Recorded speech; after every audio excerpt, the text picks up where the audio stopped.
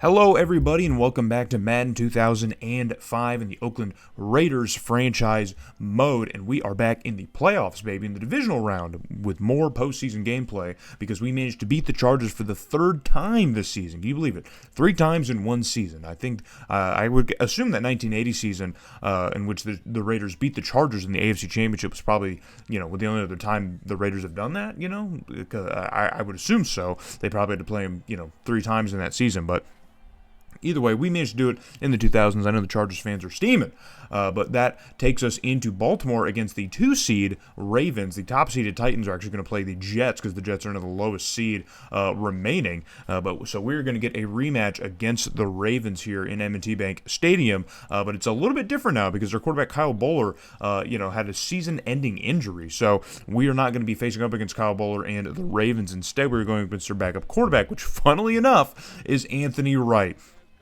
Familiar face on the channel. Anthony Wright started some games for us in the Cowboys series, I think in year 1 or year 2. I can't remember exactly when, but we used Anthony Wright back then, but now he is starting for the Ravens in this sim. And also another familiar face from that same series, Joey Galloway, is also on the Ravens, in case you forgot. But yeah, he is their top receiver in the Ravens receiving corps. He's been there for a couple seasons. So, but the Ravens now looking to make it 2 over the Raiders here in the same season, and we need to get past Baltimore, obviously, to get to the championship game, if at all possible, which would be crazy to say given the season that we've had. But already things are going off to a great start with Nnamdi Asomugha picking off Anthony Wright, and he's showboating in his face all the way back to the end zone for the first Raiders touchdown of the game, and Anthony Wright's already making mistakes at the helm.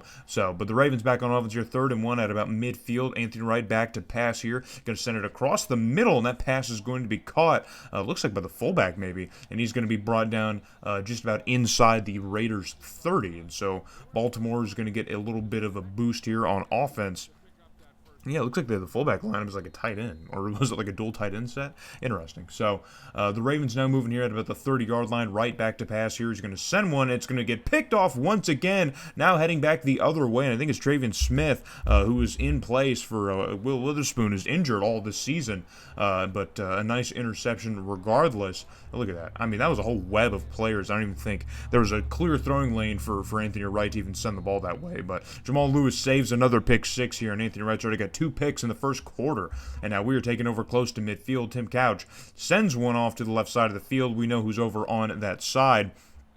A very familiar face, and it's Justin Gage getting his first reception of the game. He had a huge wild card game with over 100 yards on 9 receptions and a touchdown, and he's picking up right where he left off in the divisional round with another reception on the same side of the field. And Tim Couch, we can expect to keep hitting that side. But quickly it becomes 3rd and 14 here against this Ravens defense. Couch fires one off, and it's going to be caught and brought down very close to the line to gain. I think it was Jerry Porter who got very close to the line to gain but couldn't quite get there. So we're not going to try and push it. We're just going to send out Janikowski for the 30-yarder and try and nail this one through. Kick is up, and it is good, and now we're going to take a 10-0 lead over the Ravens. Got to play a little bit smart here early on in the game because this is a great Ravens team, regardless of them having their quarterback or not. Still a lot of talent on this team, but we are back on offense once again, right at about midfield. Tim Couch pump fakes and then gets this one off to, I believe, Morian Norris, the fullback, out of the backfield, and it is. I thought it might have been an 84, but it's 44. Morian Norris getting a nice completion for a first down, and that is how the first quarter is going to come to a close in Baltimore, us taking a 10-0 lead over the 2-seeded Ravens.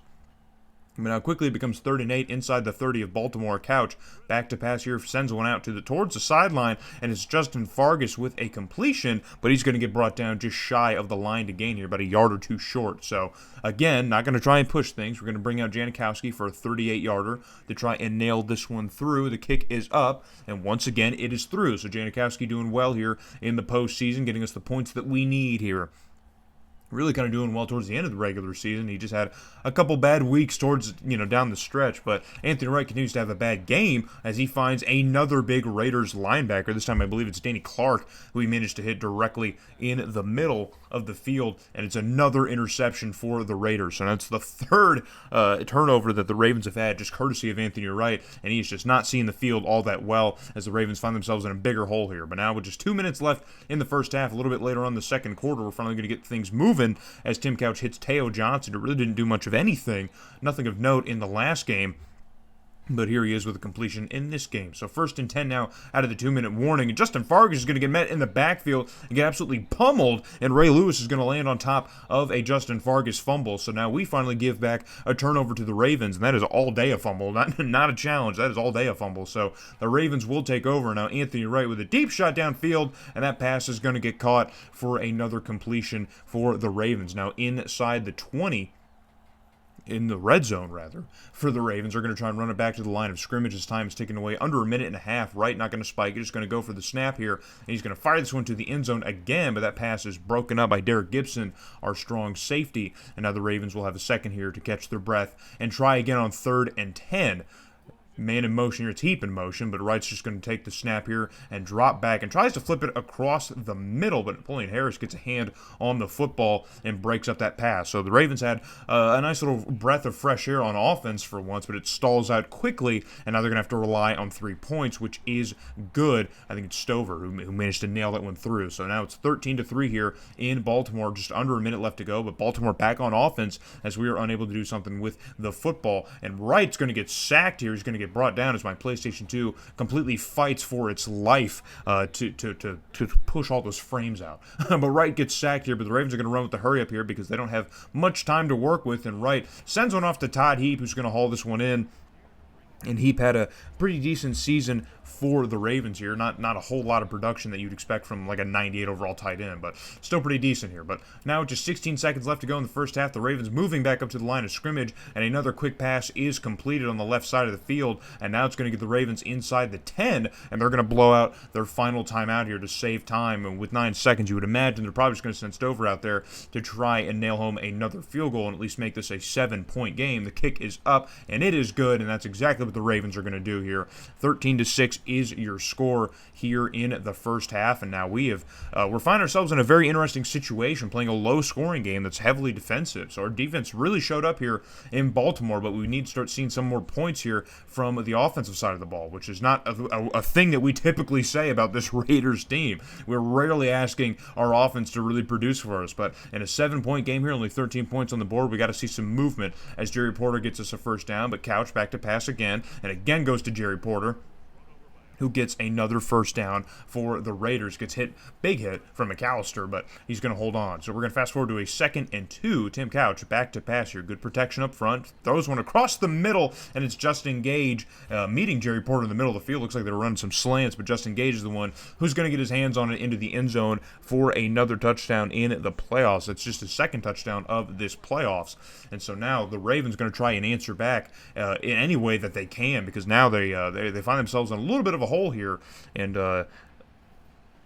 Anthony Wright, I was blanking. Anthony Wright was able to hit Kevin Johnson across the middle for a completion, and now again Anthony Wright's going to hit the same part of the field for another big completion for the Ravens, and again it's going to Kevin Johnson. So maybe Kevin Johnson's starting to get some rhythm here with Anthony Wright on this offense, and Jamal Lewis is finally going to get involved in the game here, find some open space, and he gets himself a touchdown, his first touchdown of the playoffs. Honestly, the first touchdown for the Ravens in this game here, and he had 10 of those things in the regular season. Rushed for 1,400 yards. A great season for Jamal Lewis, but we haven't seen much of him here in this game so far, but he finally gets the Ravens at least 7 on the board here. But now Tim Couch is going to try and answer back quickly. It's Jerry Porter, and he's off to the races over McAllister, and it's another Raiders touchdown. And those are the big chunk plays that we've kind of been missing so far in this game. But finally we get one here as Jerry Porter is going to get his 2nd touchdown of the playoffs. Only had 1 last game, and he finally matches that late in the third quarter. But now we are back on offense here very late in the third quarter, and Couch is going to hit Chris Cole across the middle in a short yardage situation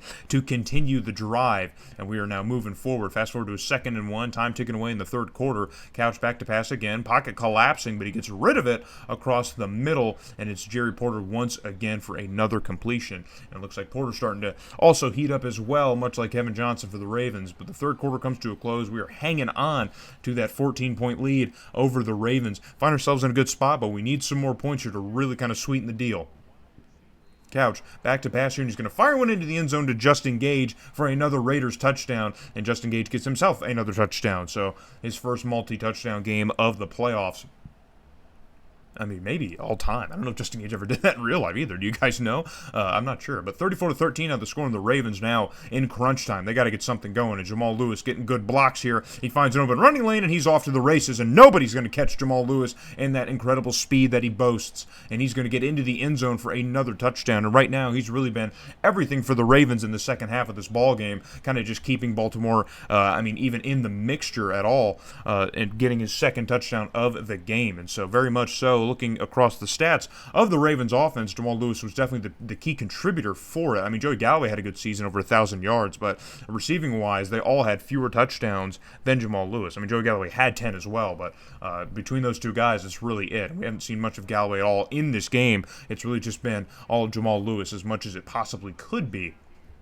And now we're getting involved with Jerry Porter once again for another completion, but it's quickly 2nd and 16 after a sack, and Couch is able to get this one to Chris Cole for another first down inside the 20, and so now inside the red zone we find ourselves with another opportunity to potentially add to our lead, which I think another score would probably put this game out of reach, but it's only a 14-point game, so the Ravens are still very much in this one if they could get the ball back and score, but a completion to Jerry Porter for another first down to make it goal to go is going to make things a little bit difficult for this Ravens defense. But quickly it becomes 3rd and goal. They're fighting their hearts out, and we give it to Justin Fargas, try to run it in, and he's not going to get really much of anywhere, maybe another yard or so. And Fargas, who had a great wild card game here, he rushed for over 100 yards, and I think he also had a receiving touchdown as well as a rushing touchdown.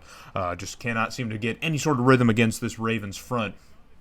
As Janikowski is back out onto the field for another completed field goal, and his leg has been doing wonders here in the divisional round, helping us get to a 17-point lead. It's now a 3-possession deficit for the Ravens here with less than 2 minutes to go here. They really got to figure something out, and Anthony Wright gifting another interception, and this one's going to be another pick six. It's Nnamdi Asomugha's second pick six of the game, and we saw Asomugha kind of get mossed all in the wild card round trying to just lock down Eric Parker, and he couldn't do it. But in this game, man, he's just been everywhere. He's been absolutely lights out on that side. I say that, and then he gives up a huge completion, and that's almost going to be a touchdown, damn near a touchdown here, as I believe it's Galloway on that side, who was able to get close towards the end zone. Nnamdi Asomugha able to catch up and bring him down at about the 1-yard line. So the Ravens are going to run up to the line of scrimmage, try and run a play here and get inside. And Anthony Wright's going to head to the exact same spot on the field. And Nnamdi Asomugha, after all that praise I was just trying to give him, and it was actually Travis Taylor on that side getting his 7th touchdown of the season, but his first of this game. And then later on, with seconds to go left in the fourth quarter, the Ravens drive back down into Raider territory. And now that's Joey Galloway getting himself a touchdown here in the back of the end zone. Anthony Wright was able to hit him.